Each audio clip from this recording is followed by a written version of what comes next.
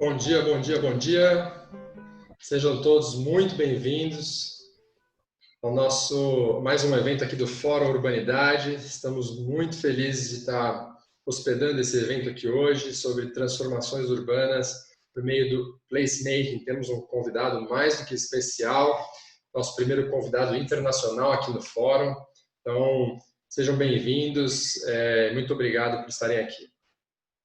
Meu nome é Ricardo Biron, eu sou diretor-presidente da Urbanizadora Paranoazinho, responsável pela cidade Urbitar, que é um empreendimento promotor do Fórum Urbanidade e que está trazendo aqui e patrocinando esse evento aqui hoje para vocês. Vamos passar aqui algumas rápidas explicações, rápidas instruções. Pedir para a nossa produção aí passar o slide. Nós teremos uma conversa muito tranquila, muito relaxada, um bate-papo com o Ethan, diferente de outros eventos aqui do Fórum. Hoje nós temos apenas ele para poder realmente tirar o máximo, aproveitar ao máximo aí toda a experiência, todo o conhecimento que ele tem sobre esse tema. A qualquer momento vocês podem mandar perguntas usando o botão Q&A aqui do Zoom. Muito importante avisar que se você estiver assistindo aí a este evento através do YouTube, onde ele está sendo transmitido ao vivo, para mandar perguntas, você precisa vir aqui para o Zoom. O link deste webinar está aí embaixo, links.urbanidade.org/24 de setembro. Ele estará disponível a qualquer momento, vocês podem acessar esse link agora e imediatamente entrar aqui pela plataforma Zoom, onde você pode mandar perguntas. Nós não acompanhamos as perguntas e os comentários feitos na transmissão do YouTube ao vivo. Ok? Aqui no Zoom também vocês podem votar nas perguntas que vocês mais gostaram. Tem um botãozinho de like ali embaixo de cada pergunta que for sendo feita. Isso vai fazer com que as perguntas mais votadas vão para o topo. Não quer dizer que a gente vai respondê-las na ordem. Eu vou aqui fazer uma moderação para tentar colocar as perguntas mais, digamos, pertinentes, de acordo com cada assunto que a gente estiver conversando ali em pauta. Mas, obviamente, vamos tentar privilegiar as perguntas que estiverem lá em cima, tá bom, pessoal? Esse é o primeiro evento que nós fazemos em inglês, é um evento que vai ser feito com tradução simultânea. Então você tem duas opções. Ali embaixo na sua tela, você pode clicar no botão Interpretação para mudar a língua para inglês e para português. Se você quer assistir no áudio original, mas agora está me ouvindo em inglês, você pode mudar para o português, agora só para ouvir essa rápida introdução. Depois eu aviso vocês quando a gente começar a falar em inglês, aí você muda de novo para inglês e aí pode ouvir o evento inteiro no áudio original. Se você preferir ouvir em português, deixa em português o evento inteiro e assim que a gente começar a falar inglês, o nosso intérprete, o Márcio, está aqui. Aliás, já aproveito para agradecer o Márcio por estar fazendo esse trabalho e nos ajudando nessa interpretação. O Márcio vai passar a fazer a tradução simultânea do que a gente estiver falando para o português. Um detalhe muito importante, se você mandar perguntas aqui para nós, por favor, mande as perguntas em português, ok? Assim todo mundo consegue entender a sua pergunta e votar nela se achar pertinente. A gente mesmo aqui, na hora de direcionar elas para o nosso convidado, a gente vai traduzi-las para o inglês. Pessoal, recebi uma mensagem aqui agora de que tem uma dúvida sobre onde escolher a tradução. No painel do Zoom mesmo, da ferramenta Zoom, lá embaixo, onde você tem as opções de perguntas e respostas, ao lado do botãozinho de Q&A, perguntas e respostas, o último botão é o botão de seleção da língua. Então, é ali que você clica para escolher se vai ouvir em português ou em inglês. Muito bem, seguindo em diante, eu agora vou fazer aqui a apresentação do nosso convidado, chamar ele aqui para dividir esse palco virtual comigo, o Ethan Kent. O Ethan, ele é atualmente diretor executivo da Placemaking X. Ele trabalha apoiando organizações de placemaking, projetos e lideranças de placemaking no mundo inteiro, crescendo um movimento global de placemaking e criando uma transformação sistêmica da urbanização através de um enfoque em lugares, né? Ele tem uma perspectiva, a gente vai falar um pouco sobre isso aqui, que eles chamam de place-led, né? Ou seja, de orientada aos lugares e não orientada às disciplinas, né? Orientada à arquitetura, orientada à engenharia, orientada ao urbanismo. É muito interessante essa abordagem deles. Ele, em 2019, foi um dos cofundadores da Placemaking X para construir uma rede de impacto global em placemaking. O Ethan tem mais de 2 décadas de experiência trabalhando em espaços públicos e campanhas de placemaking através da Project for Public Spaces, onde ele era um executivo sênior lá, juntamente com o seu pai, Fred Kent, que foi o fundador da Project for Public Spaces algumas décadas atrás. Ele já viajou para mais de 1.000 cidades em 60 países. O Ethan é uma parte integral do placemaking como um fenômeno de transformação para o desenvolvimento econômico, o meio ambiente, o planejamento de transportes, a governança, a resiliência, a equidade, o design e a inovação nas nossas cidades. Ele realmente tem aqui um currículo muito mais extenso que eu infelizmente nem vou continuar aqui o currículo dele, porque a gente ficaria muito tempo falando sobre essa bagagem, essa experiência. Ethan, é um grande prazer tê-lo aqui conosco.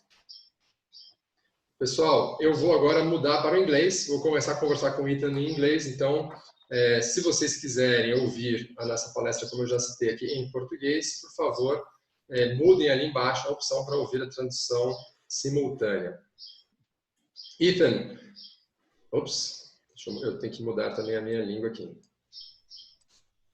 Ethan, hi, welcome. Ethan, olá, muito bom ter você aqui conosco. Muito obrigado, Ricardo, é maravilhoso estar aqui com vocês. Nós estamos muito animados. Esse é um marco para nós, é o primeiro evento internacional do Fórum Urbanidade e a gente não podia pensar em pessoa melhor para estar aqui conosco, para ser o nosso convidado hoje. Estamos honrados e agradecidos de tê-lo conosco aqui. Bom, eu tenho muita honra de estar aqui, de fazer parte disso, da comunidade de aprendizado que você construiu no Brasil e globalmente. E eu estou ansioso para contribuir para essa conversa aqui hoje. Maravilha. Então, pessoal, eu pedi para o Ethan preparar uma apresentação de introdução sobre esse tópico. Então, eu vou passar a palavra para ele agora. Então, Ethan, se você quiser compartilhar sua tela, começar com seus slides, isso vai levar mais ou menos 15 minutos e depois disso nós vamos começar a conversar. Se você tiver alguma pergunta durante esse tempo, você pode usar o botão de Q&A lá no fundo, na parte de baixo da tela.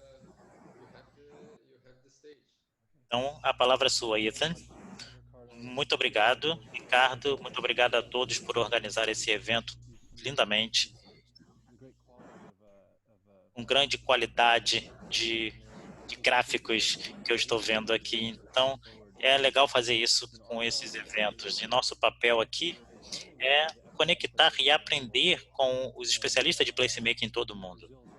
O Brasil, com certeza, é um dos lugares mais adoráveis, desde a baixa renda e alta renda, a forma como nós aprendemos com os outros e como nós criamos uma rede de aprendizado que acelera e conecta e aumenta a nossa capacidade de espaços compartilhados, em comunidades compartilhadas. Então, eu tive a sorte de trabalhar em muitos lugares do mundo, eu já fui ao Brasil algumas vezes, espero ir de novo, mas o Placemaking X que eu vou falar aqui está conectando e acelerando o compartilhamento de aprendizados e novos modelos com impacto global para o desenvolvimento liderado em lugares, como nós falamos antes. Então, a Placemaking X é uma rede global que foi formada nos últimos anos, mas surgiu com as paixões e expertise das pessoas que vêm trabalhando com isso há anos. Eu vou falar um pouco do histórico disso. Mas também é uma crise de degradação de lugares. Surgiu com essa crise de degradação de lugares, de modelos extrativistas, de retirar esses valores compartilhados e essas conexões compartilhadas dos locais comuns. Então, se for desenvolvimento econômico, se extrai riquezas e valores das comunidades, ou aumentar as evidências de como o local prevê a sua saúde e o seu desenvolvimento econômico, ou as limitações de participação na governança que nós estamos vendo em todo o mundo, os sistemas alimentares locais que estão aumentando, nossos sistemas de transporte estão movimentando as pessoas de um lugar para outro, e também a crise ambiental, que é essencial para tudo isso. Então, está na raiz do problema dessa conexão, essa falta de propriedade que todos nós estamos vendo. E também o acesso à tecnologia, que está sendo estruturada para nos desconectar dos lugares. E na arquitetura e no design, na cultura de modelos, nós temos soluções que se preocupam mais com elas mesmas do que os locais que elas atendem. Mas, ao mesmo tempo, nós estamos vendo uma inovação em todos esses campos. Se eles superam seus desafios para criar locais que as pessoas amam, nós vamos ter mais disciplinas e ter mais demandas por soluções. E mais importante, a gente vai permitir a colaboração que é necessário para aplicar esses conceitos. Se muitas das soluções são aquelas que nós precisamos, ou simplesmente não temos a capacidade de colaboração com o governo e modelos de financiamento, o que são necessários para adotar essas soluções e implementá-las. Então, a gente vê os locais de desenvolvimento, locais de governança, de financiamento, e são modelos que precisam aumentar, precisam crescer para ver as mudanças que nós queremos. Então, é só uma questão de como as mudanças vão se dar.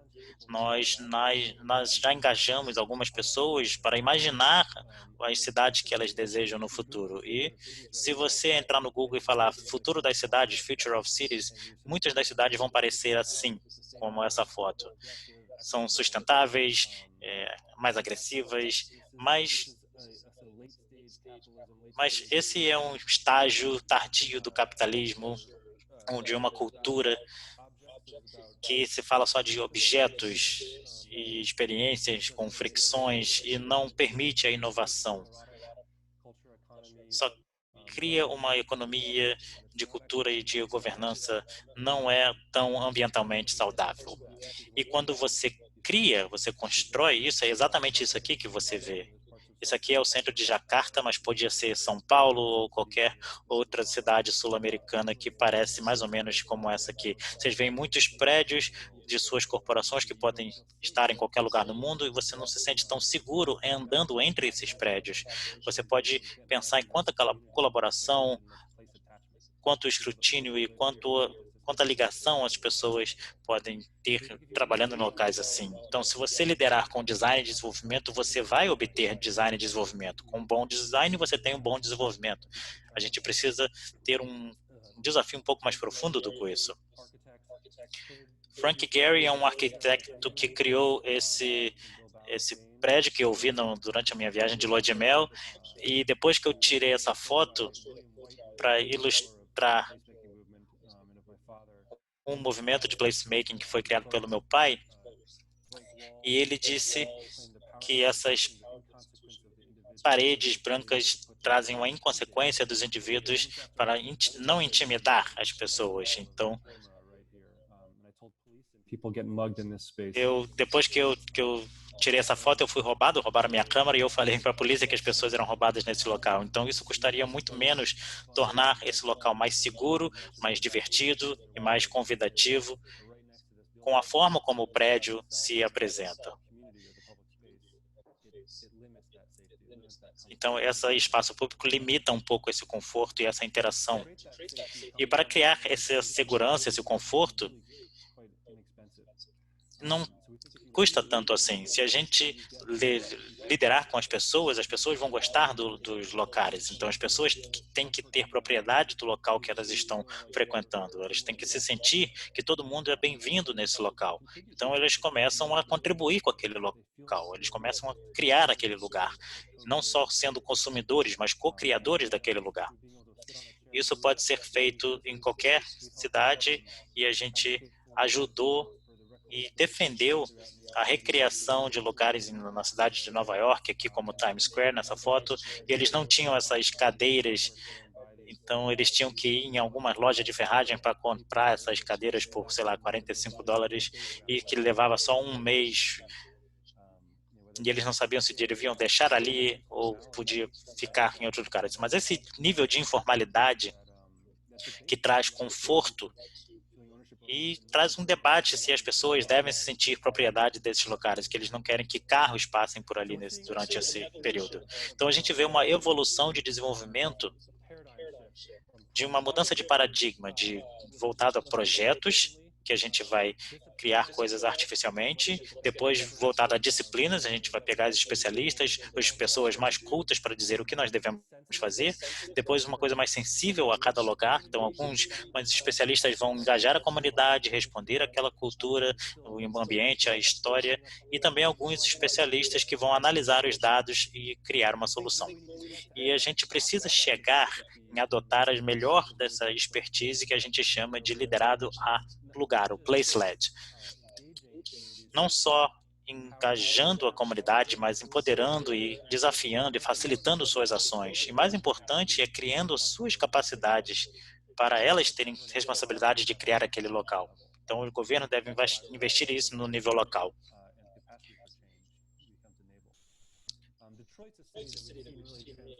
As características das cidades que a gente vê com esse método, eu já me envolvi em alguns locais nas áreas centrais de algumas cidades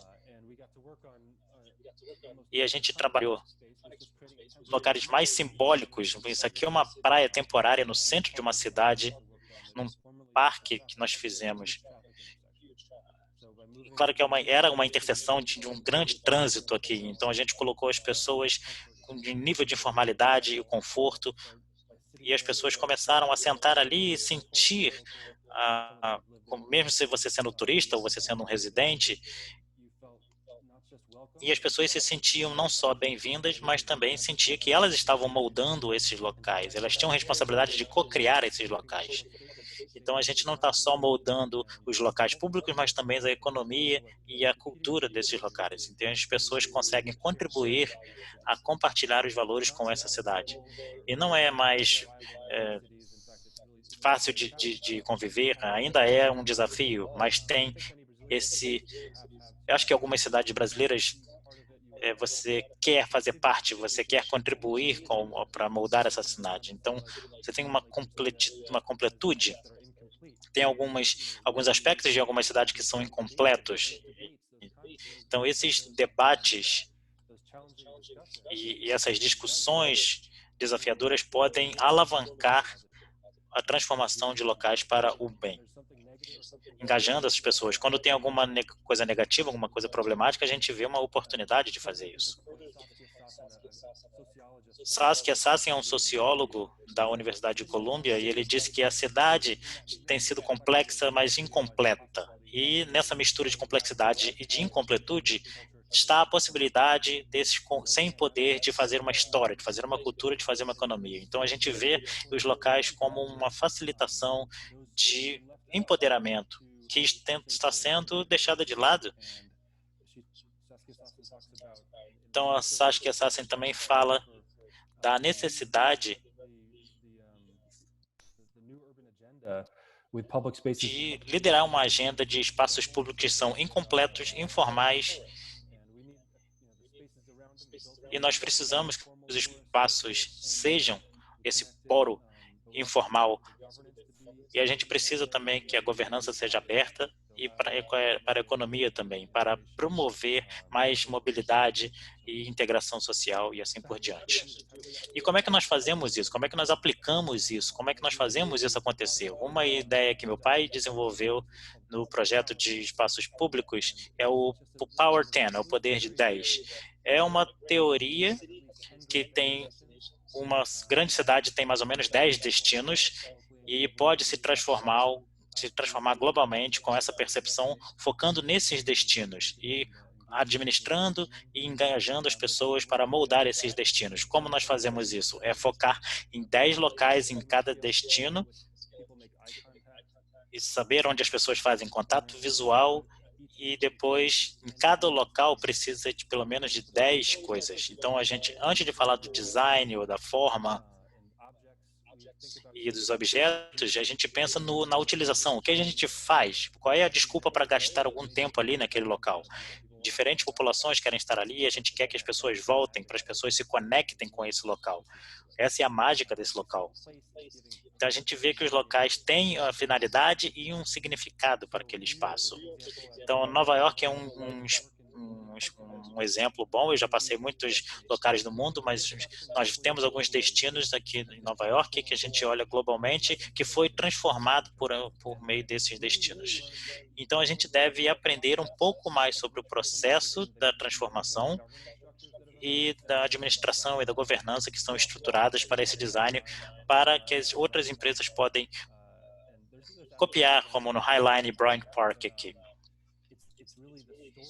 Mas é a história da transformação, de como as comunidades, normalmente, em cada um desses casos, que eles eram contra alguma coisa, porque tinha uma crise ou tinha um problema, e como é que eles saem de pegar alguma coisa, como o Ricardo vai falar sobre o NIMBY, e para aplicar alguma coisa aqui. E como essa energia começou, a nova visão surgiu. E cada um desses destinos podem se definir desses pequenos. A Bryant Park, por exemplo, tem um planejamento do plano diretor mais ou menos nos anos 80, e eles focaram na utilização e nas atividades que eram feitas nesses locais. A gente vê 90% dos visitantes aqui falam sobre a administração do espaço. Então, é uma forma menos cara de ter um impacto, de programar e engajar e ativar o espaço público. Então, Bryant Park são um dos menores lugares que nós fizemos esse projeto, para trazer novas atividades, novos grupos de usuários. Se um grupo de usuários domina a utilização dessa Bryant Park, quando nós começamos trabalhando em Bryant Park, isso era dominado pelo tráfico de drogas aqui, muitos sem teto. Então, para lidar com esse problema, a gente não precisava tirar essas pessoas de lá. Em alguns casos, eles ainda devem estar lá, mas a gente queria atrair outro tipo de pessoas para trazer atividades positivas para esse local. Então, nós fizemos isso em várias cidades, como na Melbourne, na Austrália, que é uma das melhores cidades para se viver no mundo. Então, a gente quer usar esse conceito de livability. A gente focava no design, na agenda ambiental, agenda econômica, se correlaciona com o custo de vida, se é uma cultura excludente. Então, esses locais vermelhos aqui são os locais que não eram confortáveis, a gente não tinha orgulho desses locais, mesmo em Melbourne, que é uma das melhores cidades para se viver no mundo, tem esses locais.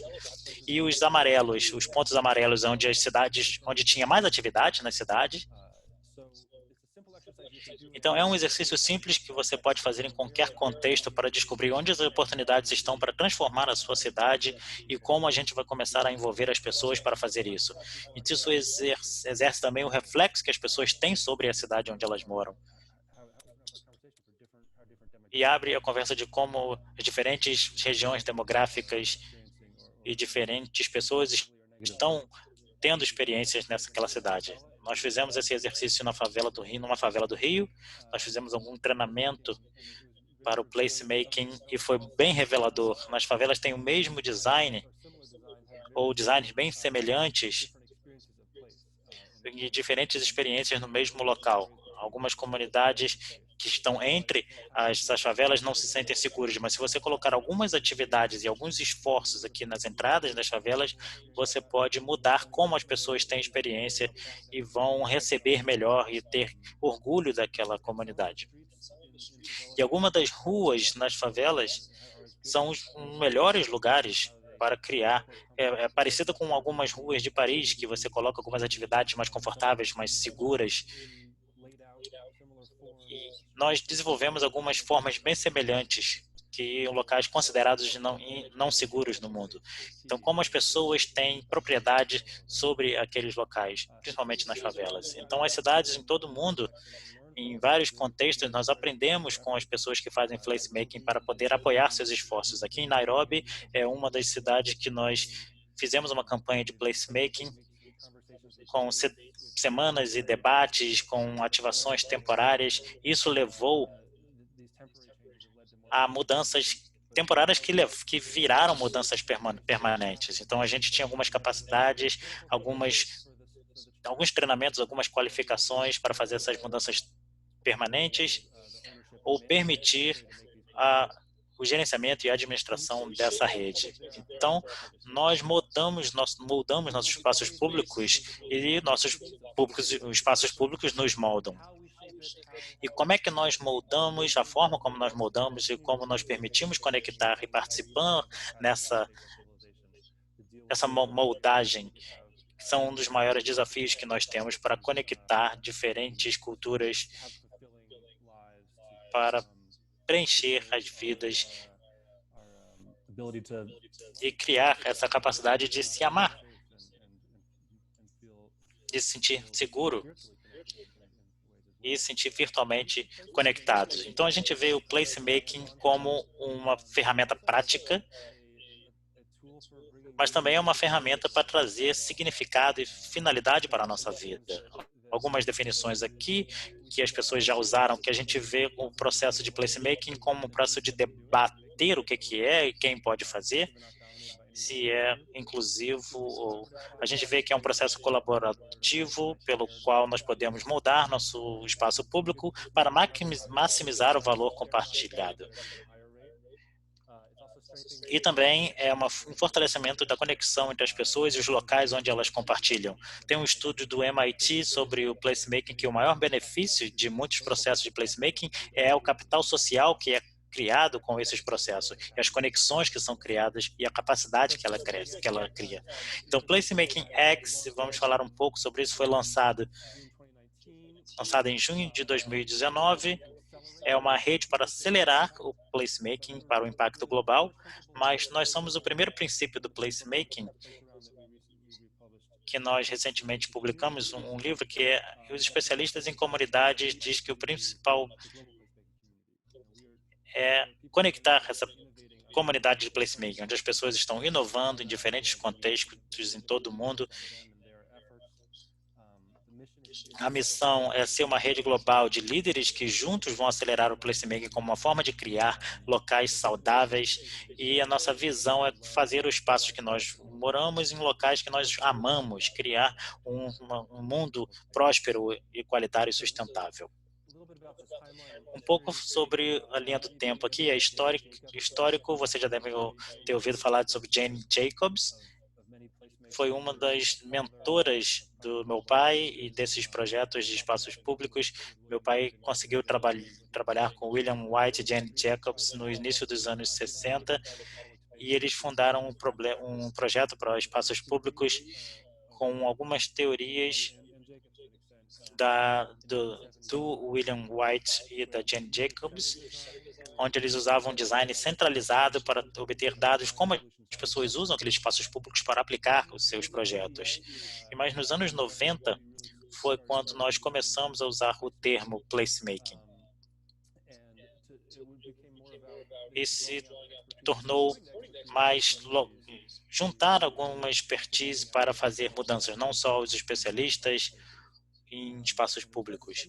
E nós começamos a ver isso como um movimento global, mais ou menos em 2006, e a gente lançou isso em Detroit. Ricardo estava lá para essa conferência que foi lançada da rede de placemaking como parte do PPS.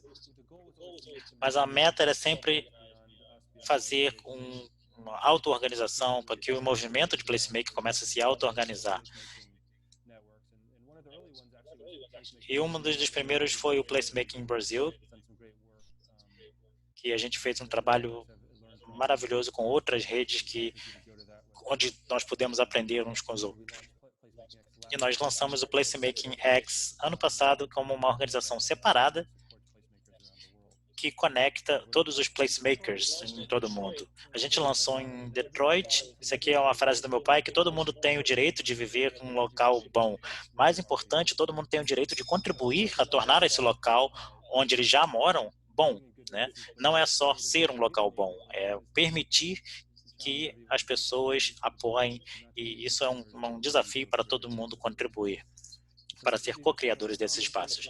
Aqui nós temos algumas conferências que nós participamos para falar sobre o placemaking, o movimento e a rede, que estão crescendo em todos os cantos do mundo, que alguns novos estão surgindo.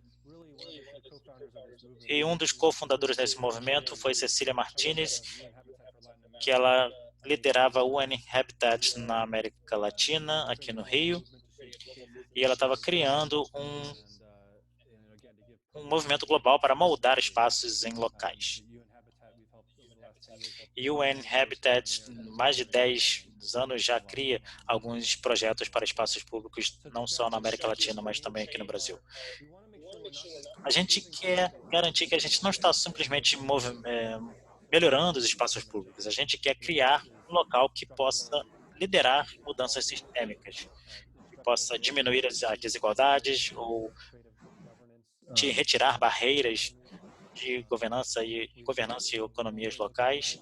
E a gente quer também amplificar as histórias das pessoas em todo o mundo, que as pessoas que normalmente estão trabalhando com os desenvolvedores e as comunidades, a gente quer contar essas histórias e como elas inspiram. A gente precisa acelerar esse impacto, a gente não pode fazer isso sozinho, a gente precisa apoiar uns aos outros, seja financeiramente ou por meio de modelos colaborativos que permitam essa ajuda em larga escala. O poder de 10 é uma visão desse poder, desse impacto potencial que nós podemos ver. Nós criamos alguns, pode ser home office ou locais e destinos no centro da cidade. Como é que a gente visualiza as cidades onde você mora para trabalhar juntos por meio dessa meta, em volta dessa meta. E se você tiver um bom destino na sua cidade, esse destino pode viralizar e pode criar alguns desafios. Como é que o Brasil pode se tornar um local modelo, um país modelo que a gente... E também tem algumas demonstrações de como esses espaços foram feitos. Então, Placemaking vezes Brasil vai ter um impacto global. Vocês podem liderar o mundo de várias formas. Vocês já estão liderando o mundo e contar essas histórias e conectando todos esses esforços. Então, vamos falar mais com o Ricardo e vou ouvir as perguntas de vocês depois. Então, vamos começar a nossa conversa aqui. Muito obrigado, Ethan. Foi maravilhoso. Tenho certeza que todos os nossos espectadores estão muito animados com tudo que você trouxe. Você trouxe diferentes conceitos e diferentes mentalidades de pensar na cidade e pensar nos espaços públicos dentro das cidades. Como você mencionou,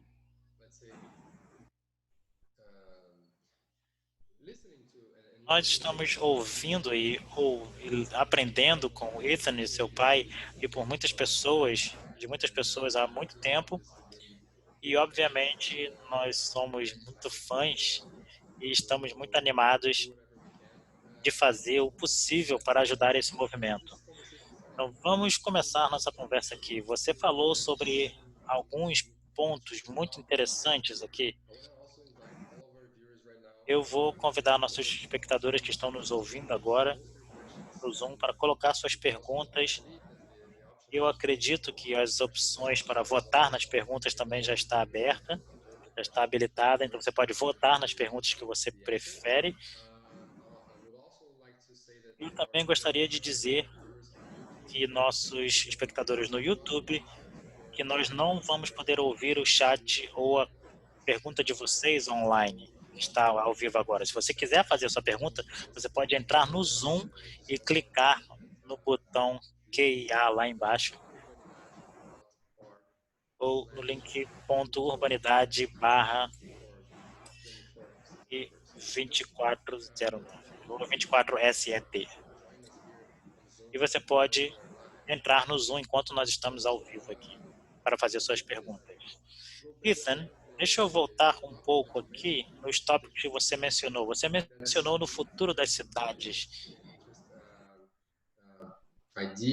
E foi uma ideia muito interessante, e a forma como nós sempre pensamos no futuro das cidades são aqueles arranha-céus, normalmente carros voando no meio desses prédios, ou estradas suspensas. Depois, na apresentação, você mencionou uma nova agenda urbana. O que eu achei interessante é que nossas cidades já foram lideradas por locais por muitos anos. Pelo menos alguns milhares de anos, algumas cidades já focaram esse espaço público como local de aglomeração, de troca, de comércio, de reunião, ou se reunir com amigos ou vizinhos. E mais ou menos nos últimos 100 anos, desde o início do século XX, parece que a gente dedicou muita energia em mudar como as cidades deveriam ser. E nós terminamos com essa nova visão para as cidades. E essa visão nos levou até onde nós estamos hoje. E para ser bem sincero, o mundo nunca foi tão urbano, né?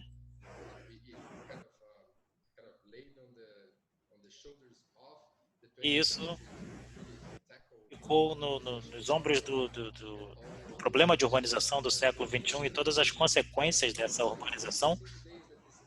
Mas o que nós vemos hoje é que essa nova agenda urbana está tentando mudar um pouco, voltando com diferentes métodos. O que você acha que são os principais aspectos dessa mudança que nós devemos olhar e vamos tentar focar nossa visão e perspectiva, pensando no futuro das cidades?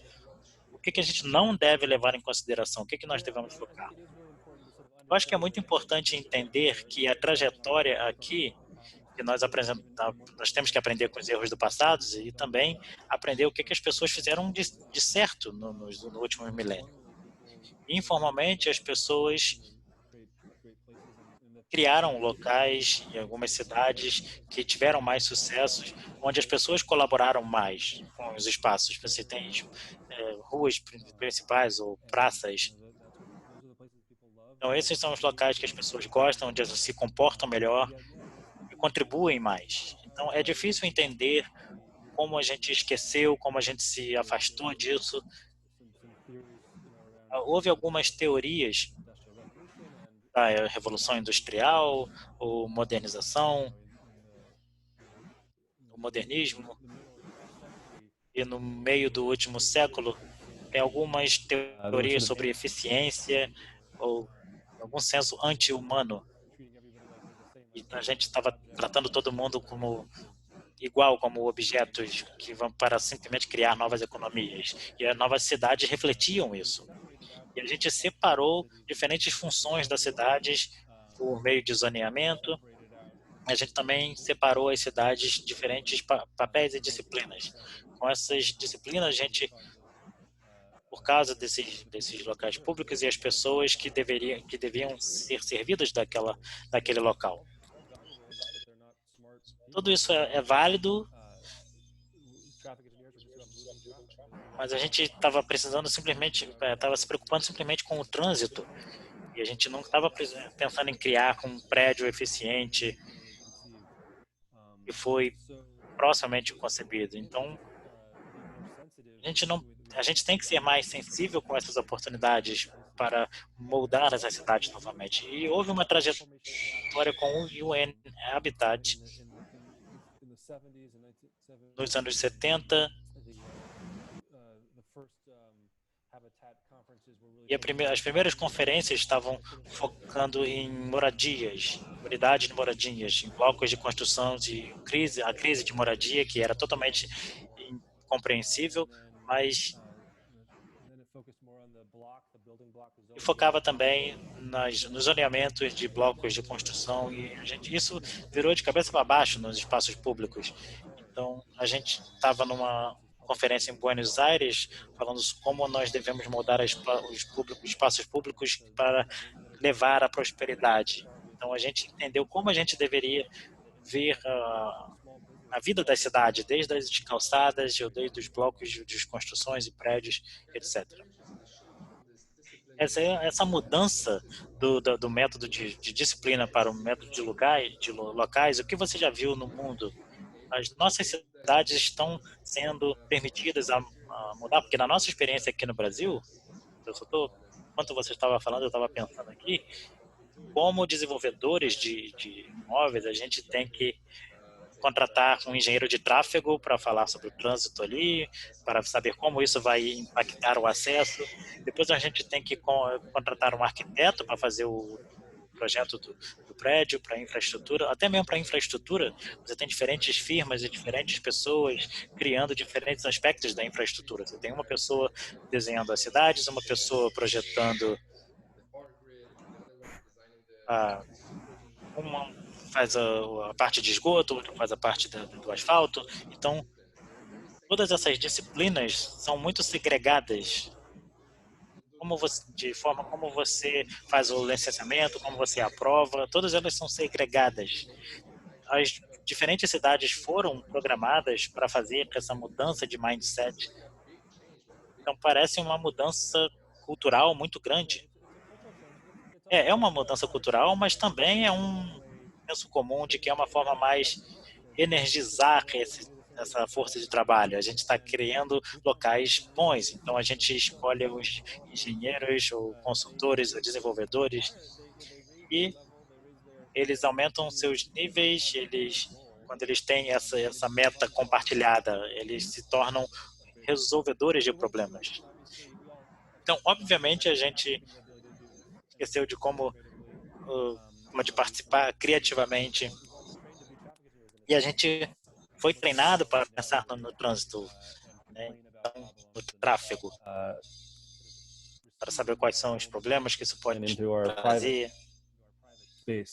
So placemaking is about supporting and challenging people to start to come outside again from their home, to live at the front of their home, to overcome fear, to collaborate and find. E a gente vê como é que a gente vai conectar e ver todos os mecanismos para fazer isso. Então, quando você tem um pequeno local na vizinhança, ou uma esquina, ou uma praça central, como isso se reflete, isso pode se tornar viral, isso pode se tornar o local onde você vai identificar a sua comunidade, e como você organiza, como você redefine sua economia local e sua cultura.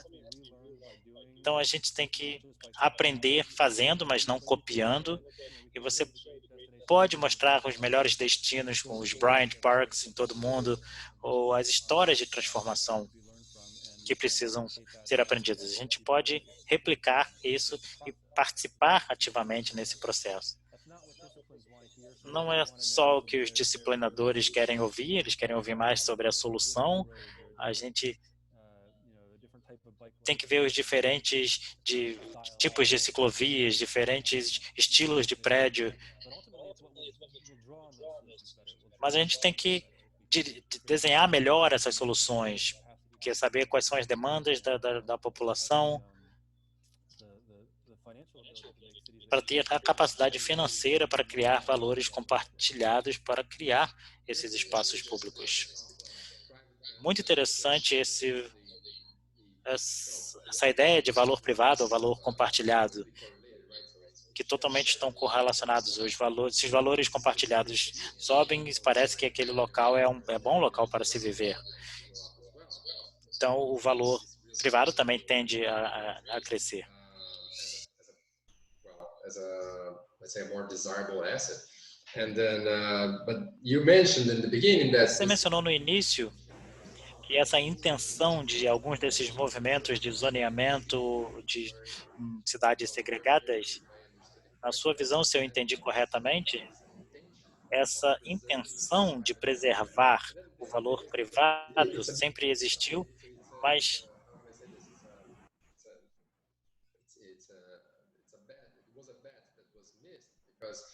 foi uma coisa que nós perdemos. O que nós vemos hoje, que é muito óbvio, é o oposto. É que essas estratégias não só reduzem os valores compartilhados da cidade, os valores globais, mas também reduzem os valores privados também.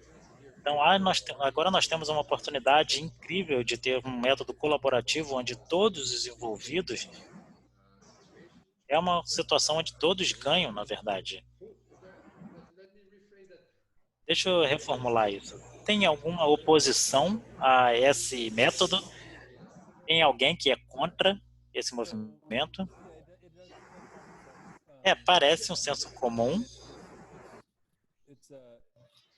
We've all been trained in our schooling. Nós fomos treinados na nossa escola para esquecer o senso comum. Nós fomos criados para criar uma solução que incentive de uma caixa linear, para criar uma solução fácil. A gente foi treinado para ser facilitadores de inspirações ou educadores de outras pessoas. A gente não foi treinado de ser facilitadores de liderança.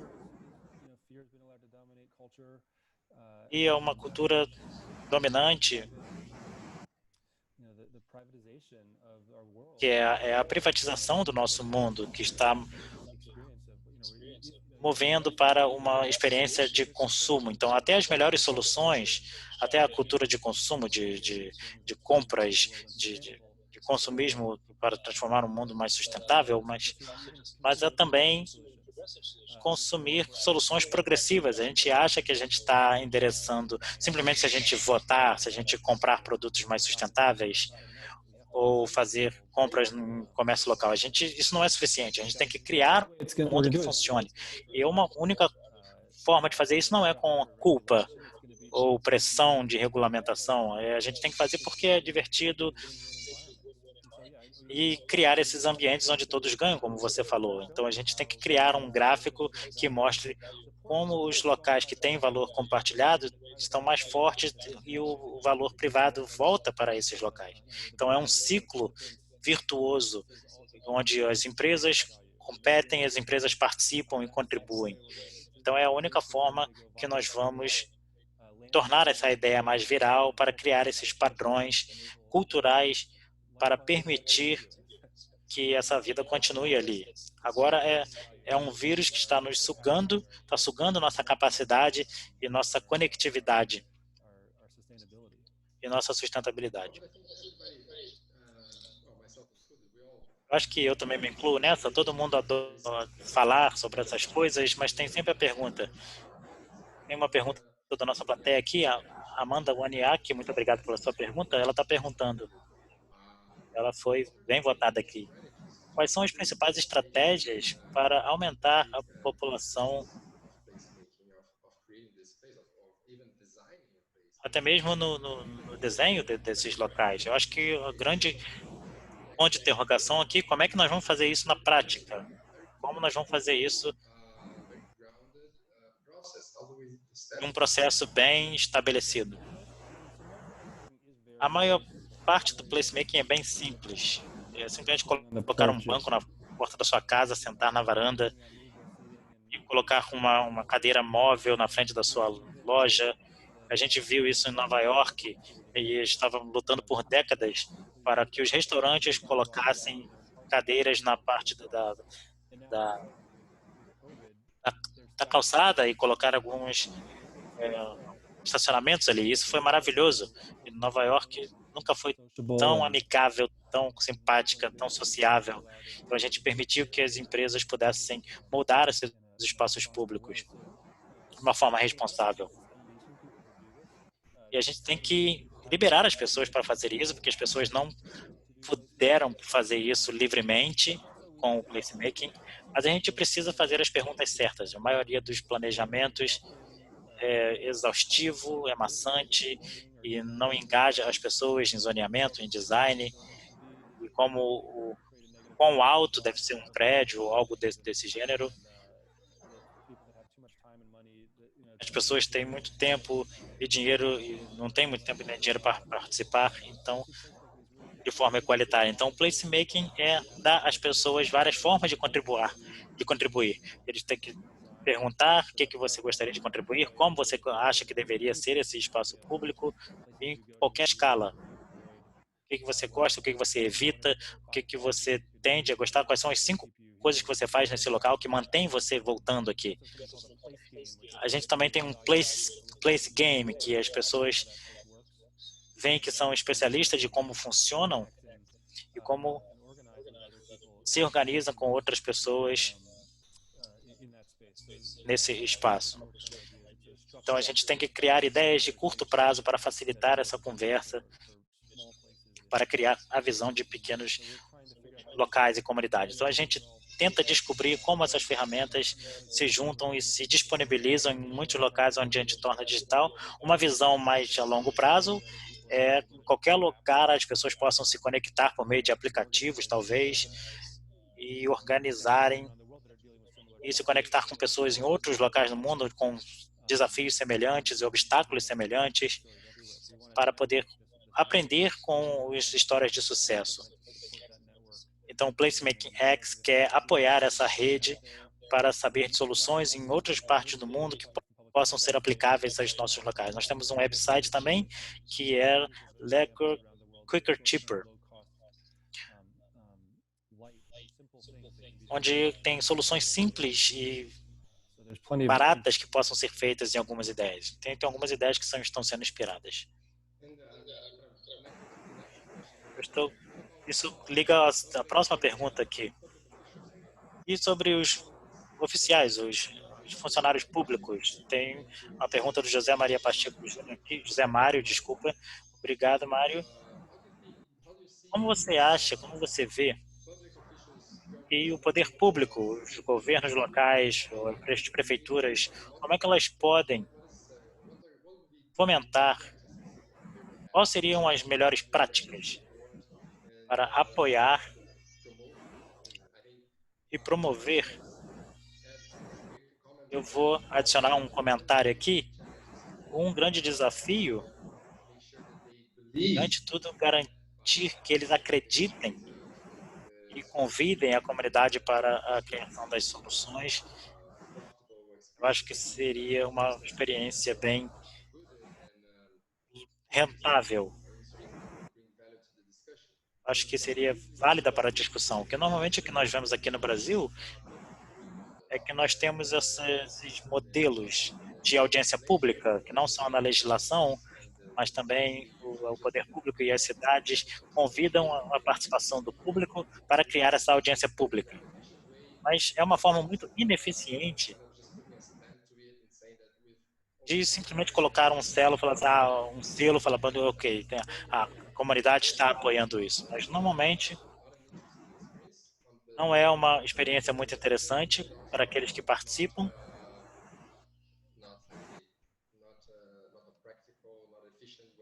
Mas não é uma forma prática e eficiente de engajar as pessoas para elas participarem. Bom, cada disciplina, cada setor tem que mudar essa mudança de paradigma. Como o Ricardo estava falando, simplesmente obter as informações das soluções são as melhores práticas. E isso é bom. Os desafios, acho que na pergunta anterior tinha isso também, uma das pessoas mais progressistas que bloquearam essas mudanças e como nós nos movimentamos do papel do governo, que deve criar a capacidade da comunidade participar e ser parceiros nesse placemaking. Todas as partes do mundo, um setor está liderando essa conversa de placemaking. Isso é bom, a gente tem que celebrar isso. Nos Estados Unidos, isso surgiu com alguns distritos, algumas comunidades, porque o governo não estava fazendo o que deveria fazer com o placemaking e houve a necessidade de ter um suporte mais agressivo. Às vezes é com o governo esse diálogo, às vezes é com diferentes disciplinas. E nosso trabalho é apoiá-las, mas saber se essa liderança não vai ser dominante, porque para ser bem sucedido tem que ser equilibrada em todos os poderes. Então, a gente olhando na nossa trajetória, na Austrália, por exemplo, as prefeituras fizeram um ótimo trabalho, elas foram muito competentes em entregar com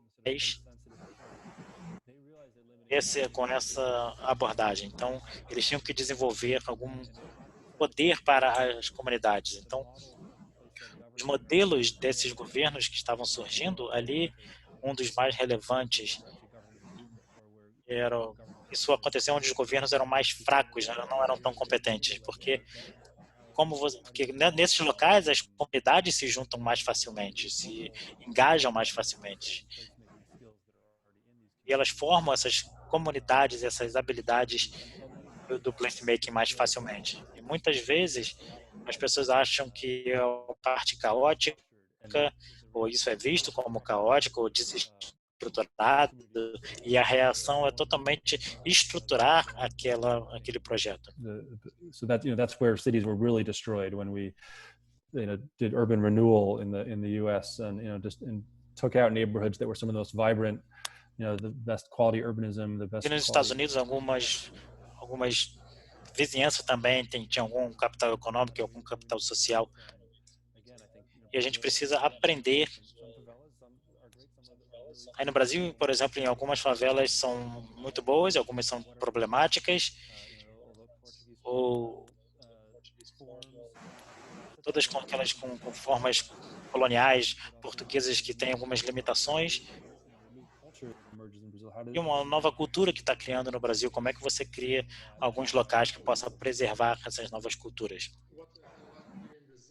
O que nós ouvimos muito aqui no Brasil, eu acho que é uma questão que está muito em voga, é que a gente falou no último evento da Fórum Humanidades, na semana passada, foi como muitas cidades estão trabalhando em trazer atenção para os centros da cidade. Já houve muita conversa sobre isso e a maioria das capitais brasileiras tem essa agenda, de certa forma, e isso está relacionado ao que nós estávamos falando. A maioria desses centros de cidade foi criada numa época onde o zoneamento não era tão rígido. E o processo de espalhamento urbano ou civilização urbana foi induzida pelo zoneamento que foi colocado depois disso. Isso afastou as pessoas do centro das cidades.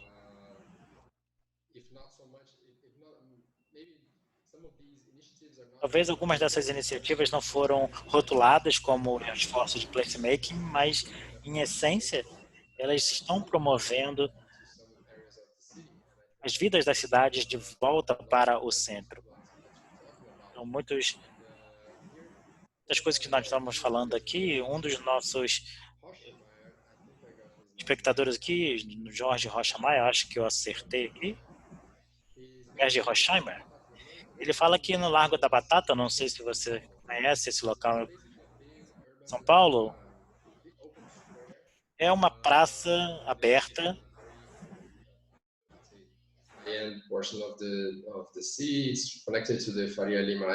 Está conectada à Avenida Faria Lima, onde tem polos de prédios corporativos, mas basicamente é um espaço aberto e todos os anos foram feitas várias tentativas, vários projetos, muitos liderados por projeto, mas tem uma torre corporativa que está em construção bem ao lado, e nós estamos perdendo uma oportunidade aqui de fazer um nível conectado ali.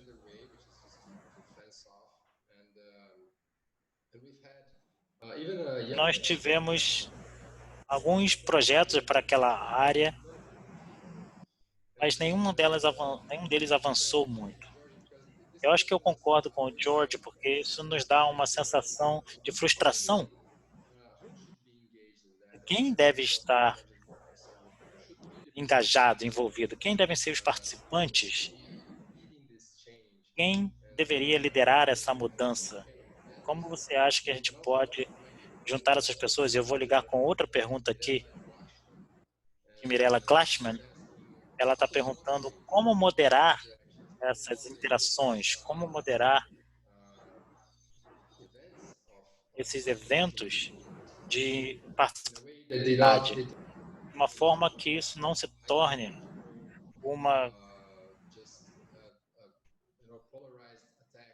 um ataque polarizado, uma guerra de ideologias, onde as pessoas estão se atacando e não estão tendo uma conversa construtiva. Então, esses locais como o Largo da Batata também. Isso pode começar a ser mudado e não só ser uma promessa ano após ano. A gente sempre ouve que tem novos projetos para o Largo da Batata, mas nunca saem do papel. Essas são ótimas perguntas. A gente tem que ver o local que cria a comunidade é a comunidade que cria o local. Então, onde você começa a juntar as poucas pessoas para fazer alguma coisa pequena para criar naquela comunidade, para criar aqueles locais, e o local vai criando a comunidade. Então, normalmente há algum debate, algum atrito em relação a isso, mas as pessoas criar alguma coisa em comum. A gente vê o placemaking funcionando onde há sempre muito conflito, principalmente em locais onde está populações de refugiados, por exemplo, ou em Israel, ou em outros locais, ou refugiados onde isso é um grande problema. E o governo nunca nem conversou com as pessoas. E uma vez que elas conversam com esses refugiados, elas têm boas soluções, eles querem fazer parte das soluções. Então, é só o processo de se falar sobre as diferenças desde o início, eles vão continuar lutando. Se elas começarem a falar sobre como criar um local compartilhado, as coisas vão ser mais relaxadas, vão compartilhar as mesmas metas. E diferentes usos e necessidades podem existir naquele mesmo local. Mas tem que facilitar a conversa, que é tão importante, e liderar com os planos e as soluções. A gente chegar com uma solução, as pessoas vão se sentir excluídas, elas não vão apoiar aquilo. E é muito caro liderar essas soluções, não é a forma melhor de fazer isso. Eu acho que o momento não pede isso, a gente não está gastando tanto dinheiro. Então, a gente tem que ter experiências mais baratas com essas conversas, obter ideias. Claro que ideias ruins podem trazer novos aprendizados. E esse é o grande processo de aprendizado colaborativo. As melhores transformações que foram feitas em diferentes processos comunitários, às vezes liderados por ativistas, liderados por empresas, às vezes um arquiteto que é o prefeito da cidade, mas ele permite que as pessoas expressem suas ideias para moldar essas ideias de uma forma informal.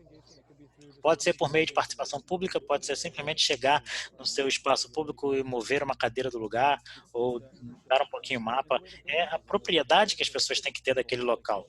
Em culturas locais, as pessoas têm que sentir que elas estão moldando os locais e não o contrário. E essa informalidade é essencial. Aqui no Brasil, o Brasil tem muita informalidade de vários sentidos, mais do que em outros países.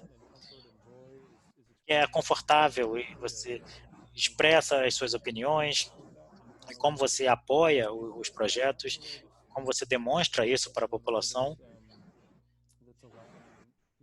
A gente tem que permitir que as pessoas tenham essa alegria de compartilhar, de contribuir e para levar novas inovações e novas culturas. Esse essa questão de informalidade é muito interessante. Aqui no Brasil, a cultura geral é de as pessoas combatem a informalidade ou corrigem a informalidade.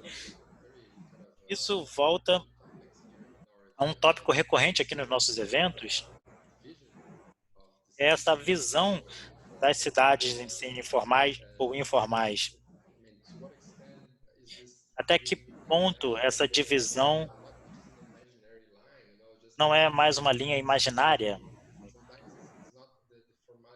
Às vezes não é a formalidade ou a informalidade que está errada, é a linha que está no local errado. A gente tem que movimentar essa linha para outro local.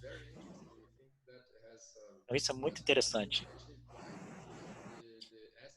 Isso tem a ver também porque os aspectos da cidade estão cada aqui em Brasília. Nós moramos no centro de Brasília e tem uns designs muito rígidos, muito restritos. A gente não precisa se movimentar muito para ver umas lojas mais informais ou um camelô que está vendendo alguma coisa que eu preciso. Então, a gente vê uma expressão das necessidades e vontades das pessoas no espaço público. Não precisa lutar por essa informalidade. Então, a gente tem que juntar e garantir que todos tenham a chance de usar o espaço da melhor forma possível. Então, isso é muito interessante. É uma tensão, e em muitas partes do mundo isso acontece também. Muitas partes têm locais formais e locais informais, e eles não se conectam. Eu acho que, em geral, as pessoas têm medo. Nós vemos que tem duas opções, ou ordem ou caos. E a gente vê em alguns locais tem um terceiro aspecto, onde o caos leva à ordem. Para entender isso um pouco melhor, é um local que pode ser uma terceira via de uma auto-organização, uma ordem.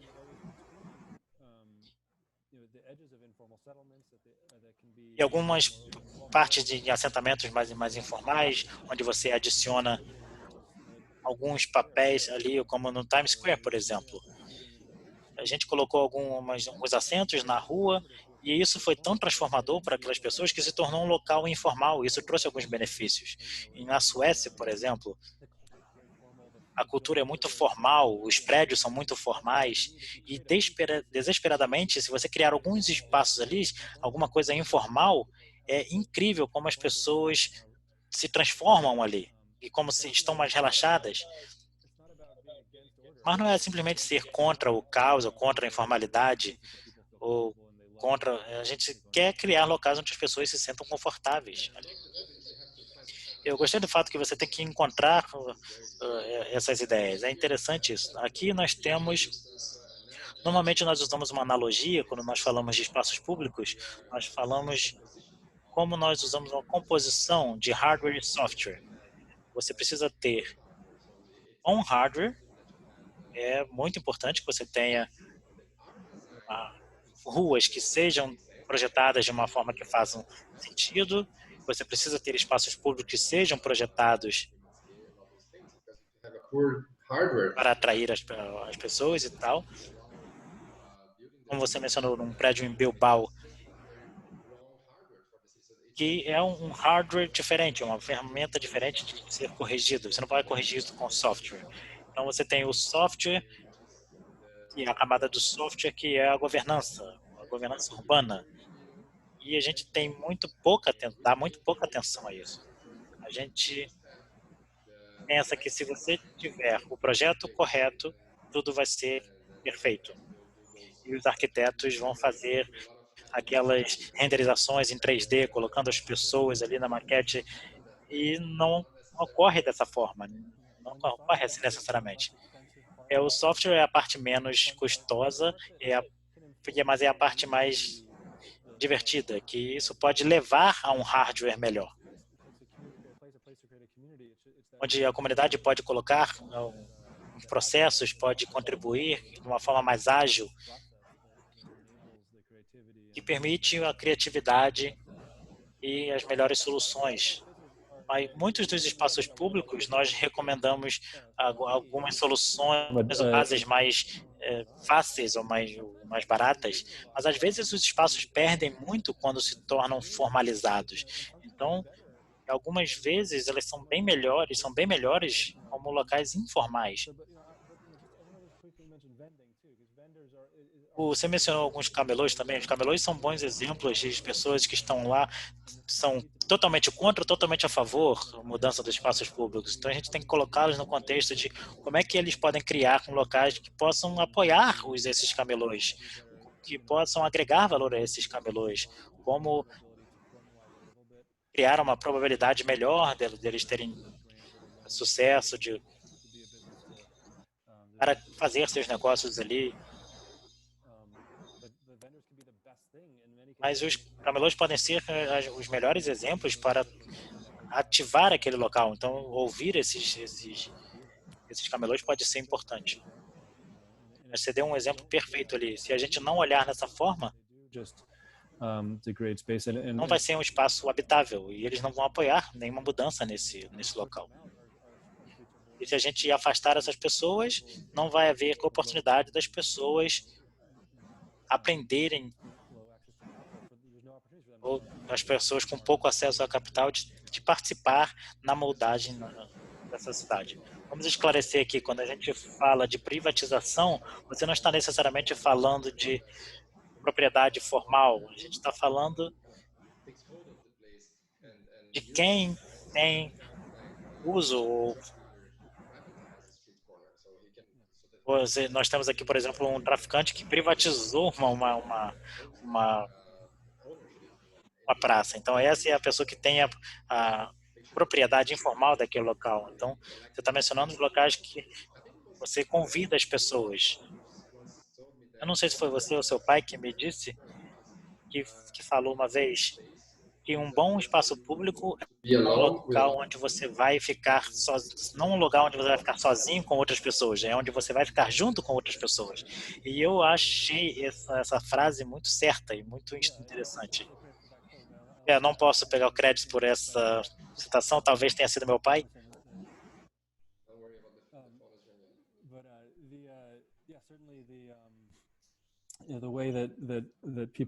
Mas a forma como as pessoas gostam de estar com outras pessoas num local público, as pessoas normalmente sentam na ponta. Elas não controlam o espaço. Elas querem ficar sozinhas, mas normalmente vão ao local onde as pessoas estão. Há evidências agora que as pessoas usam o seu telefone como uma bengala, né? Tem alguns locais onde nós fizemos algumas projeções antes dos smartphones e depois dos smartphones, como as pessoas se conectavam naquele local. E as pessoas às vezes se conectavam pelo telefone, então elas estavam sozinhas falando com quem estava longe dali, não com quem estava perto dali. Nós temos alguns... Gabriel aqui falou que você citou as favelas. Ele pergunta como você vê os seus processos de autogestão. Isso fala quando a gente estava falando de software e hardware e governança dos locais. Ele estava perguntando como você vê, deixa eu ver se eu consigo achar a palavra correta aqui, de processo de autogestão desses locais. Esses processos, esses locais, por definição, elas são autogeridas. Como é que esses locais que já são autogeridos podem ser incorporados nas metodologias das intervenções placemaking? Você pode potencializar a cultura e identidade desses locais. Se eu estiver lendo corretamente a pergunta do Gabriel, eu tenho uma preocupação sobre alguém de fora vir aqui e falar, bom, placemaking, eu sou especialista em placemaking, eu vou tornar o local de vocês bem melhor. Como evitar isso? Como você vai engajar a comunidade a fazer isso também? Essa é uma ótima pergunta. Claro que eu não sou especialista em favelas, mas já me inspirei muito andando por algumas delas. Então, a gente tem alguns cursos de treinamento 4 arquitetos foram premiados e para fazer intervenções. E a gente viu que era os métodos errados. A gente chamou alguns arquitetos para desenhar algumas soluções ali para as favelas. A gente não estava envolvendo a comunidade, não sabia o que a comunidade queria. Então, isso não estava ajudando muito as pessoas naquela comunidade. A gente notou isso depois, que elas devem autogerir, como elas devem fazer isso, como a gente deve conversar com seus vizinhos e como fazer uma interseção em uma determinada rua.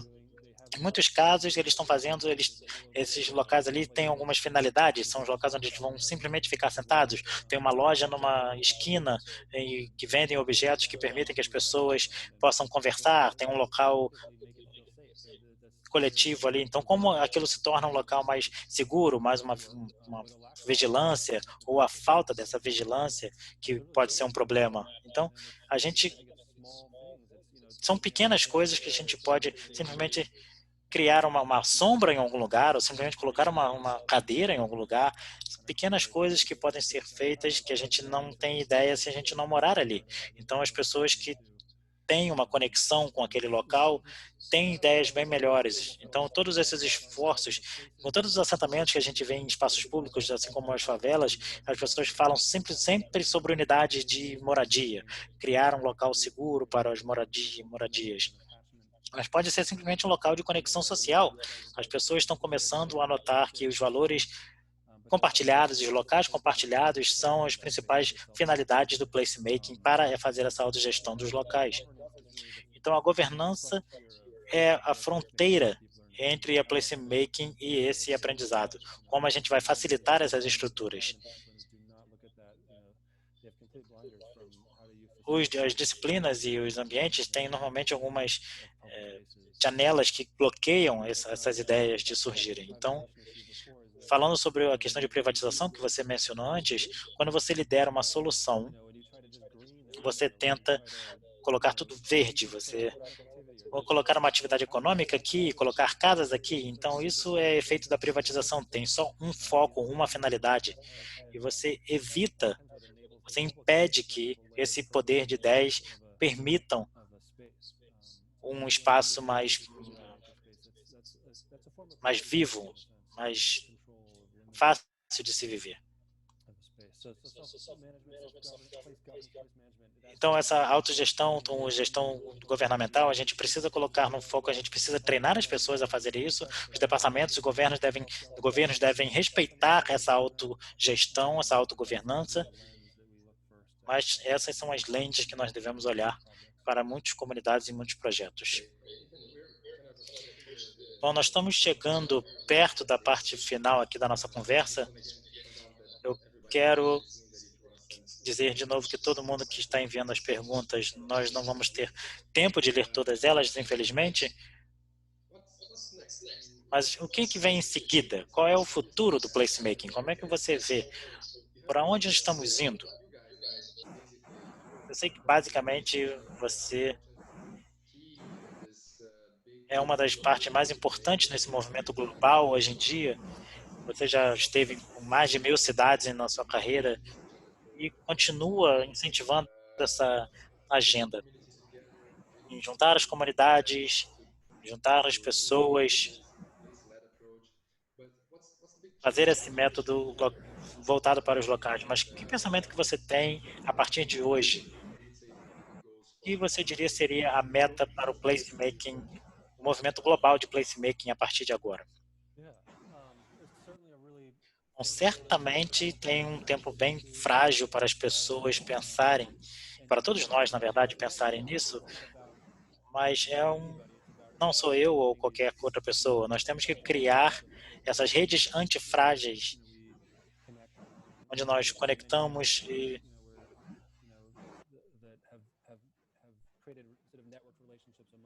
onde nós criamos esses relacionamentos de rede, defensores e líderes em todo o mundo. A gente tem que criar uma rede forte, onde as pessoas gostem uma das outras, que possam se conectar.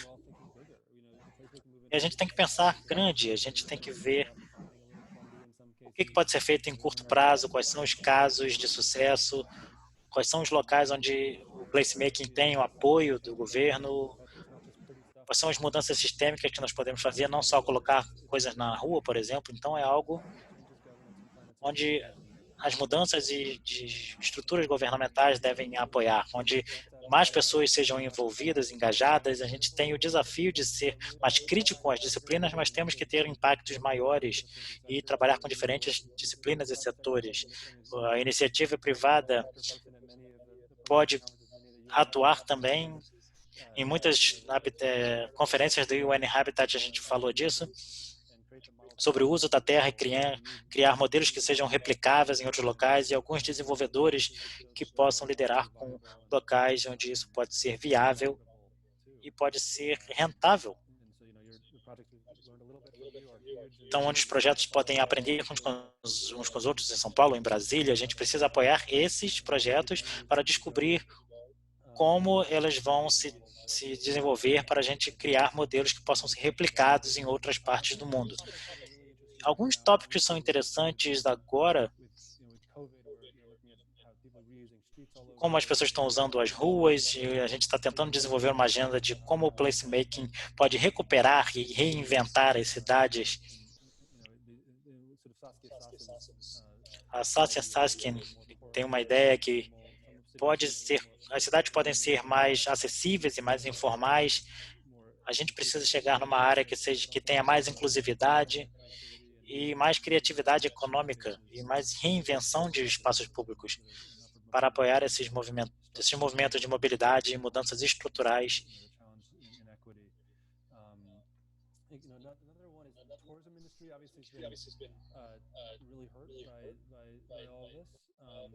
Uma outra coisa é que nós temos um reconhecimento que foi bem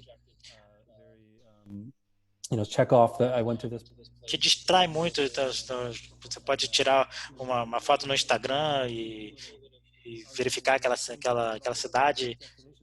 As pessoas querem que os destinos sejam diferentes. A gente quer que a indústria de turismo crie ou invistam em locais feitos pelos residentes que possam contribuir para a economia local, para tornar aquele local ainda mais especial.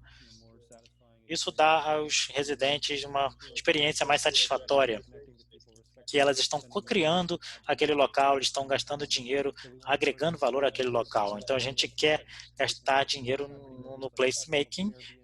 E tem um grupo chamado Fairbnb, que eles trabalham com cidades para colocar uma plataforma de financiamento do placemaking e trabalhar com pessoas que querem ser agentes dessa acessibilidade daqueles locais. Então, como nós criamos uma nova geração de pessoas que se engajam nas comunidades ou com design ou com projetos ou que ficam fora das grandes cidades, em locais que não são tão seguros, como é que as pessoas estão agora em escolas que parecem mais cadeias, então como que você vai desafiar as pessoas a criarem cidades do futuro? Então, a gente tem que fazer essas pessoas participarem do espaço público. A gente precisa mudar com as tecnologias que normalmente eram problemas, agora devem ser as soluções, com ferramentas digitais. E os veículos podem ser a pior coisa, mas também pode ser a melhor coisa, que se a gente visualizar uma cidade dessa forma, se for um dos destinos onde a tecnologia pode apoiar e pode fomentar cidades melhores. Caso contrário, as cidades vão estar totalmente desconectadas dessa cultura de modelos e totalmente extrativas. Então, a gente tem que criar uma tecnologia que possa facilitar as empresas que fabricam carros ou empresas tecnológicas criem esse projeto voltado para os locais, para essa estratégia. Isso é muito interessante porque já houve uma discussão sobre o impacto dessas cidades. Acho que teve um artigo, não lembro do nome da pessoa, que ele escreveu que depois do Covid-19, Nova York estaria morta. Acho que Jerry Seinfeld escreveu isso. Ele falou que Nova York falou que isso é uma loucura, que o Covid vai passar e Nova York não vai mudar. Então, acho que é uma oportunidade que eu estou falando do Covid aqui, porque tem uma pergunta aqui da Ana Paula. O que muda com o do placemaking com esse isolamento social, é o distanciamento social? E é um termo, devia ser distanciamento físico, não social, porque socialmente a gente ainda está se socializando. Nós estamos socializando agora, nesse momento, apesar de estarmos distantes. Mas essas medidas, como é que isso muda? As coisas estão suspensas agora, depois esperando tudo passar para depois começar a trabalhar? Ou você acha que há algumas mudanças, transformações que vão ocorrer? Então, já houve um local onde as pessoas que têm uma crise de espaço público, as pessoas não estão podendo desfrutar dos espaços públicos, não podem estar lá presencialmente. Então, estamos apreciando as comunidades estando isolados uns dos outros. Os espaços públicos, as pessoas saíram das cidades ou moram nas cidades, elas ainda querem estar nas ruas principais, no centro das cidades. E agora, como as pessoas podem agora sair de novo nos locais públicos, a gente vê que o distanciamento físico não é tanto limitação. Se você estiver usando uma máscara, a minha vizinhança aqui no Brooklyn está mais social do que nunca. As pessoas estão apreciando melhor a vizinhança, o bairro. Então,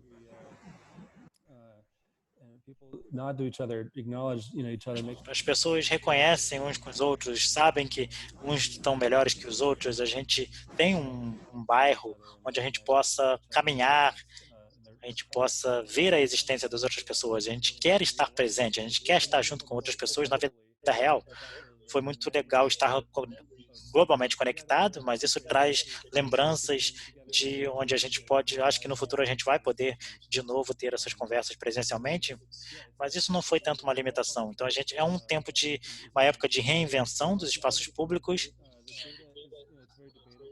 Os dados são totalmente questionáveis, então cada vez mais as pessoas que escreveram o artigo que Nova York está morta, eu acho que Nova York estará muito melhor sem essas pessoas, na verdade. Então já houve discussões onde muitas mudanças em prédios ou muitas incorporações que podem se conectar, que vão contribuir muito para essas cidades. Acho que as empresas de tecnologias estão investindo mais em home offices agora, né? O que é uma surpresa para mim. Nova York, principalmente os prédios históricos. Então é uma mudança muito grande. Acho que está acelerando uma mudança muito grande que já aconteceria antes da pandemia, mas que as pessoas estão trabalhando muito em coworking, em restaurantes, em ambientes mais informais, de forma mais colaborativa, mesmo não estando isoladas em seus prédios, seus escritórios. Então é uma forma de repensar as coisas, de acelerar essas mudanças. Nós temos que usar essa crise para permitir essa mudança, para voltar o que a gente era. Em termos de trânsito, por exemplo, a gente tinha muito pouco trânsito durante a crise aqui nos Estados Unidos e agora as pessoas estão mais confortáveis entrando no metrô, entrando em transportes públicos. Tem uma briga agora de como é que a gente vai dominar de novo as ruas nessas cidades. Isso é muito interessante. Tem uma pergunta que foi feita aqui que conecta muito com o que você falou. Nós já vemos essa transformação econômica e cultural no mundo. Essa economia 4.0, há diferentes nomes para essa nova realidade, esse novo normal, economia compartilhada, e as empresas querem mais estar em ambientes colaborativos do que algumas décadas atrás, onde eles estavam focados mais em segredo, em sigilo. E como as cidades estão se tornando novamente pontos de desenvolvimento econômico não só as cidades, mas o espaço urbano, o aspecto urbano das cidades, a densidade, os espaços públicos compartilhados, todas essas coisas que podem ganhar importância no mundo. Eu lembro que eu já encontrei o Ethan em diferentes cidades, eu não lembro em qual delas isso, mas eu lembro que eu estava conversando com seu pai sobre a relação entre o placemaking e inovação. E como essa dualidade dessas duas coisas estão mais ou menos conectadas com o futuro, as cidades que nós vamos ter, as cidades que nós devemos trabalhar no futuro. Como as cidades podem criar esse ambiente que fomente a inovação, onde os ciclos econômicos são bem mais rápidos. Como o placemaking se conecta a isso? Você quer comentar um pouco sobre isso? Eu acho que seria uma ideia interessante. Eu acho que esse é um tópico interessante. Alguns anos atrás, teve um artigo que estava focando em mudar a economia e mudar o local, que estava totalmente desconectado uns dos outros. E um precisava do outro para se apoiar. Então, eu acho que na conferência de Estocolmo, alguém falou que nós nos reunimos com pessoas que eram especialistas em inovação, que estavam focando em distritos de inovação, que foi uma tendência em todo o mundo. Então, nós encontramos que uma limitação dessas inovações e como elas eram inclusivas e os locais onde as pessoas podiam se conectar em diferentes setores, em diferentes parceiros, em departamentos da escola ou algumas empresas. E essa conexão do local é como você permite que as pessoas investem mais tempo ali ou tenham mais benefícios ou apoiem o comércio local, por exemplo. Mas ainda mais do que isso, se as pessoas puderem morar e investir no local onde elas vivem, eu acho que elas podem trabalhar de forma remota, eles não vão querer trabalhar de forma remota, eles podem querer, mesmo no locais onde estão melhores, as pessoas que convidem as pessoas a mudar esse local. Então, os locais que são os melhores locais e os locais onde convidam as pessoas a mudar aquele local. Então, esses são os locais que vão ter uma glamorização da criatividade e das empresas criar novas ideias, novas tecnologias, novas ideias culturais.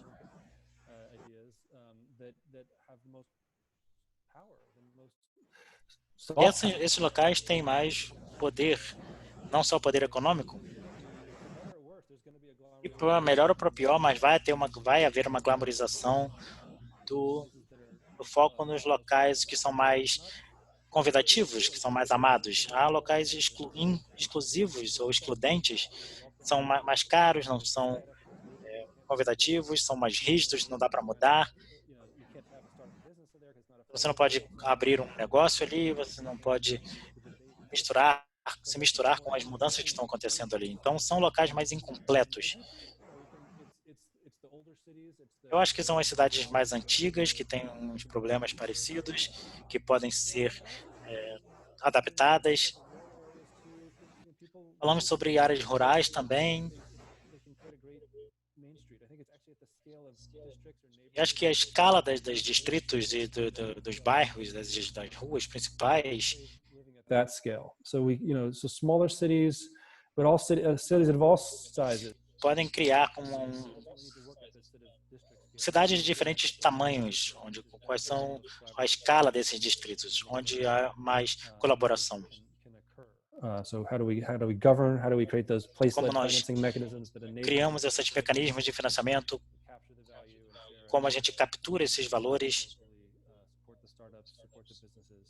para apoiar essas startups e novas empresas. Então, esses mecanismos vão levar ao sucesso e vão permitir a liderança de baixo para cima.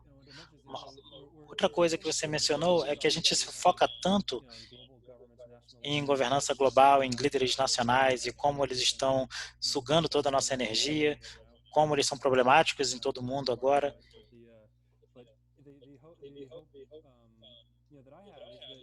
Mas a esperança que eu tenho é que os locais vão continuar liderando. Eles que vão moldar as ideias, a economia, a cultura e todas as conversas.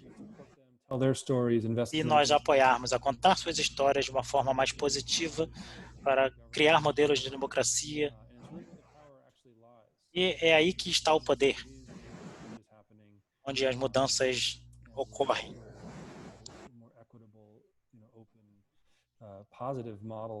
E modelos mais abertos, mais positivos, que podem ser criados e podem ser incubados.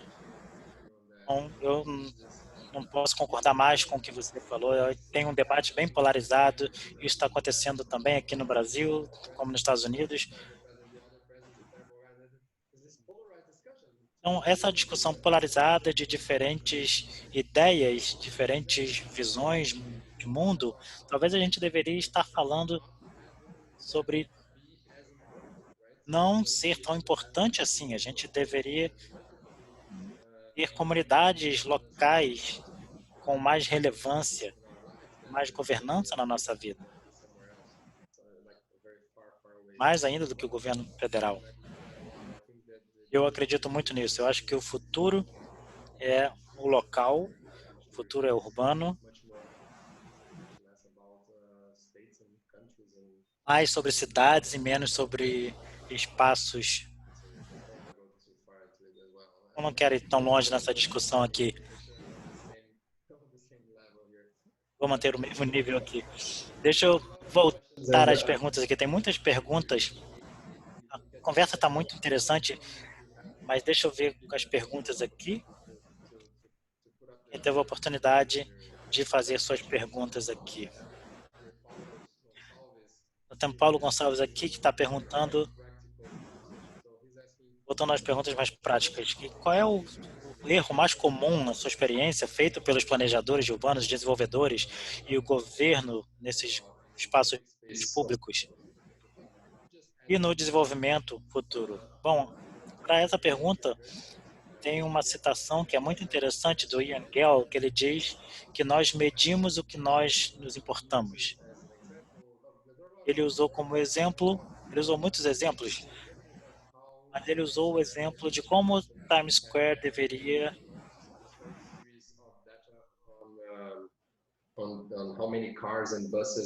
como discutiu quantos carros e ônibus, como o trânsito iria passar por ali, como eles não tinham nenhum dados sobre os pedestres naquele local.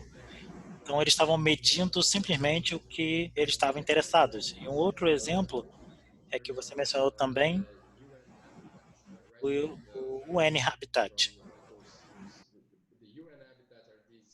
Essa organização, UN Habitat, teve uma conferência que eles fazem a cada 20 anos. Então, eles têm ciclos muito longos e eles formam as nações no mundo para criar suas prioridades, dimensões. E a primeira conferência da Habitat, que foi em 1976 e depois em 1996, eles focaram muito no que nós aprendemos chamar de déficit habitacional. A métrica era quanto o déficit habitacional está na nossa cidade. Então, a gente estava simplesmente produzindo mais casas e não tinha nenhuma preocupação sobre a qualidade desses espaços. Então, não só aqui na América Latina, mas em todo o mundo.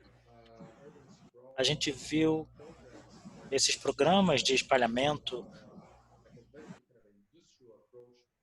um método bem industrial para essas moradias. Então, eu queria adicionar isso à pergunta do Paulo. E você coloca sua mente numa métrica em um aspecto e simplesmente incentiva aquilo para ter o que você quer. Então, ele estava perguntando sobre o erro mais comum feito pelos planejadores e desenvolvedores. Nós falamos aqui a solução de silos e disciplinas que levam aos maiores erros.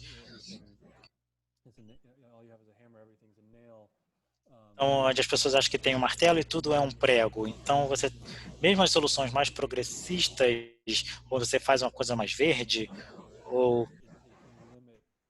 isso pode limitar a adoção dessas soluções, a criatividade dessas soluções. Nós precisamos liderar um entendimento mais profundo do desafio e da oportunidade daqueles locais ali. Como é que a gente vai criar as soluções? Então, a gente não coloca as disciplinas e as soluções primeiro. Infelizmente, no futuro das cidades, a imagem leva a essa ideia, onde eles acham que a disciplina são as mais importantes, ou arquitetos, ou as empresas de carro, os desenvolvedores, seja lá quem for. Mas eu quero dizer que os erros que nós precisamos aprender com esses erros,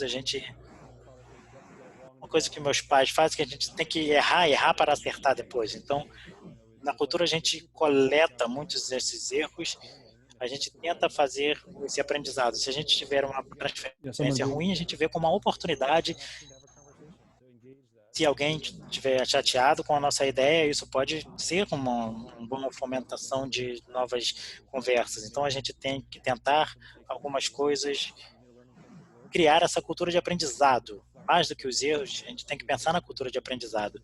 A gente tem que ouvir as críticas e saber que nós não somos tão fortes assim, nós somos frágeis, então a gente tem que permitir que esses erros criem oportunidades de aprendizado. A gente tem que criar mais humanidade. Isso é um dos erros que eles cometem, que eles não criam essa humanidade.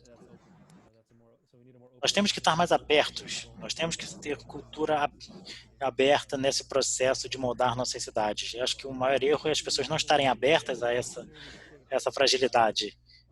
As cidades são moldadas pelos homens, normalmente homens brancos, e pela cultura. A cultura das cidades refletem isso. Tem uma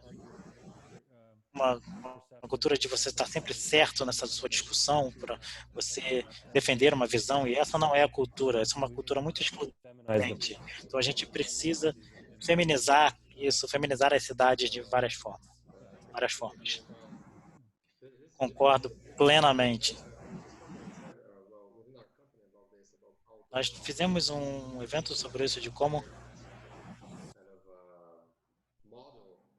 esse modelo masculino de tomada de decisões, como isso afastou formas mais colaborativas de decisões, de tomada de decisões.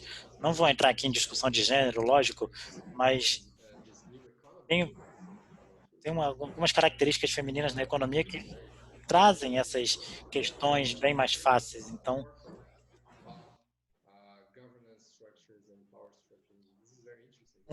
principalmente com estruturas de poder e estruturas de governo. Então, tem muito a ver com isso. Eu acho que foi maravilhoso. A gente tem que respeitar aqui o tempo que nós tínhamos. Nós tínhamos que ter com 1h30 aqui, nós já passamos um pouquinho do tempo com isso. Eu vou ter que encerrar aqui. Eu vou dar a você aqui algum tempo para fazer alguns comentários para fechar. A gente teve, claro, muitas outras perguntas que a gente não teve a chance de abordar aqui, mas se você quiser deixar o seu e-mail, eu sei que você é muito ocupada, mas se você quiser deixar suas informações de contato aqui na tela, ou a gente pode fazer com que as pessoas entrem em contato com você e se conectem com você no futuro. Eu acho que é isso. Antes de eu passar a palavra para você, eu quero agradecer a todos que estiveram presentes aqui. Eu gostei muito dessa conversa, foi impressionante. Quero agradecer a todo mundo que reservou um tempinho para participar desse evento e a todos que estão assistindo no YouTube e vão assistir no YouTube depois. E quero agradecer a produção aqui do Fórum Urbanidade, que foi maravilhosa, com todo o trabalho duro aqui de Quero agradecer ao Márcio, nosso intérprete aqui pelo dia de hoje, por permitir que a gente fizesse primeiro evento com tradução simultânea. Foi uma ótima experiência. Eu quero pedir a todos que vocês que estão assistindo, a responderem o questionário que nós vamos colocar aqui no final do evento, para saber como nós podemos melhorar os eventos, como podemos promover eventos melhores no futuro, aqui no Fórum Humanidade. Então, nos sigam nas redes sociais, aqui na minha tela vocês estão vendo aqui, nossas páginas no Facebook, no Instagram e também no YouTube, no canal no YouTube, para você ser notificado dos próximos eventos. Então, clique lá e assine nosso canal. Eu vou dar a palavra para o Ethan novamente para fazer o fechamento, depois vou voltar para encerrar o evento. Bom, muito obrigado, Ricardo. Foi um prazer poder participar disso. Foram perguntas maravilhosas. Eu quero agradecer a Márcio Silpanto por interpretar, fazer a tradução simultânea. Eu acho que foi um trabalho muito difícil. Eu acho que nós cobrimos quase tudo que eu queria falar aqui. Mas eu fiquei muito animado de como nós começamos isso. Foi uma ótima série do Fórum Urbanidade. É o tipo de rede de aprendizado que nós precisamos localmente, globalmente, para apoiar essa comunidade, esse ambiente de aprendizado e esse compartilhamento e de promover novos eventos e conectar com vocês com outras pessoas que se interessam com esse assunto. Então, eu espero participar também dos próximos eventos. Podem assinar, se vocês quiserem fazer parte do Placemaking X e ser um defensor do Placemaking. A gente pode conectar você com outros defensores em todo o mundo, não só no Brasil. Tem um site do Placemaking X Brasil. Eu acho que uma das melhores definições de kit de ferramenta para o Placemaking, que tem uns estudos de casos locais também. Nós adoraríamos envolver mais pessoas no Placemaking X Brasil, para a gente poder conectar vocês com outros líderes para apoiar essa conversa, saber do impacto não só na América Latina, que tem uma rede muito forte de conferências que a gente possa indicar vocês. E também tem uma conferência em Barcelona, que eu acho que vai ser em fevereiro, sobre cidades pós-Covid. Então, placemakers de todo o mundo vão poder se reunir para saber como é que vai ser o futuro e a gente gostaria que vocês participassem. Então, podem entrar em contato comigo a qualquer momento pelas redes sociais ou pelo e-mail ethan@placemakingx.org para eu saber mais sobre o que vocês estão falando e destacar o trabalho de vocês. Nós precisamos de vocês, precisamos do Brasil. O Brasil é um dos países mais férteis para isso. Tem muitos desafios e também muitas oportunidades para saber onde os locais podem ser moldados para a gente superar nossos obstáculos, para a gente apoiar vocês. E estamos prontos para conversar com vocês. Um abraço a todos. Ok, Ethan, muito obrigado por estar conosco. Foi uma honra, foi uma conversa maravilhosa. Esperamos colocar já agora no YouTube, logo após o evento. E vou aproveitar a oportunidade de anunciar que nós vamos começar com um podcast do Fórum Urbanidade, onde nós vamos ter todos os eventos anteriores. Vamos fazer o upload de todos os eventos anteriores lá em todos os formatos, como formato de vídeo no YouTube. Então, nos sigam e vamos continuar essa conversa. Vou mudar para português agora, para fazer o encerramento. Obrigado a todos por participarem. Por favor, respondam a nossa pergunta de avaliação. Pedir à produção para colocar aqui nossos contatos na tela.